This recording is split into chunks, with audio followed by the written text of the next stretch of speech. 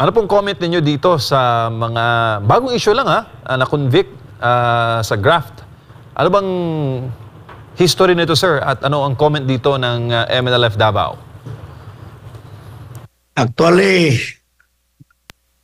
nandiyan na naman, naanapod ng betrayal. Despite sa tabang sa ato ang pinangga nga chairman, His Excellency Professor Normie Suare. Ngayon mo pa kuhan, that is the time of the late Governor Farouk Hussein. Time na ni Governor Farouk Hussein, wala na. Outgoing na si Chairman Nor, wala na siya na sa ARM. ARM pa man na, dili pa man na ARM. So, ni-pop up lang na siya nga kaso. Siya totally fabricated case para lang mahikta nila ang tigulang, ang chairman. So, tingala ta karon ni kalit naggawas. So, wala na gipili ni nga gobyerno ni. The chairman is kuan na siya ba kanang very old. Pero anaon pagyapon nila despite sa tabang. I-quote na ko ang iyahang tabang. The sin of the father cannot be inherited by the son. During the campaign, napuslan yun na ni BBM nga quote ni Chairman Normie Suare.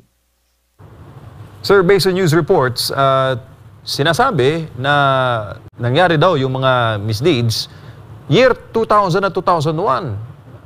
Nagdududa po ba kayo sa timing? Ba't ngayon sa administration na ito lumabas po yung ganito mga issue? Yes.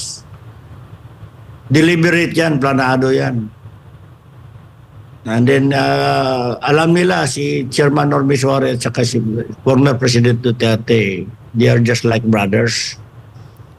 So, ewan ko lang kung ano ang grand plan talaga nila. Pero this is a total crackdown sa MNLF. Kung ano ang program ng UPAPRO. Sir, na-mention po... Opo, sir. Sige yes, pa. yes. Na-mention po ninyo, sir, yung mga program ng pamahalaan. Gaano po kalaking epekto ito sa pagpapanatili po natin ng kapayapaan, lalo pat partners po ngayon ng pamahalaan ng MNLF? Yes, in fact, yung mga anak ni Chairman Normie Suare nandyan sa farm. Tumutulong sa kanila. Pero, ganun pa man, siya itong lumabas ngayon.